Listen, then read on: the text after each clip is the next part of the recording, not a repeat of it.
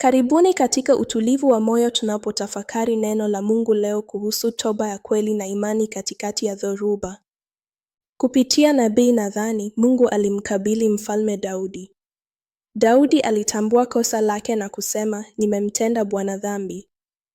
Mungu huchukia dhambi, lakini humpenda mwenye dhambi anayetubu. Toba ya kweli huleta urejesho wa uhusiano wetu na Mungu. Zaburi 51 inatukumbusha kuwa toba si maneno tu, bali ni kilio cha moyo uliojitambua mbele za Mwenyezi Mungu. Katika Injili, wanafunzi walikumbwa na dhoruba kali. Yesu alikuwa amelala, jambo lililowajaza hofu ya kifo. Yesu akatuliza upepo akisema, mbona mna hofu?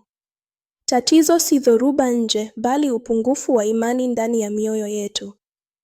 Yesu yupo ndani ya mashua ya maisha yetu. Anaweza kuwa kimya, lakini neno lake moja linatosha kuleta amani ya kweli. Bwana, tupe moyo wa toba na imani thabiti katikati ya dhoruba zote. Amina.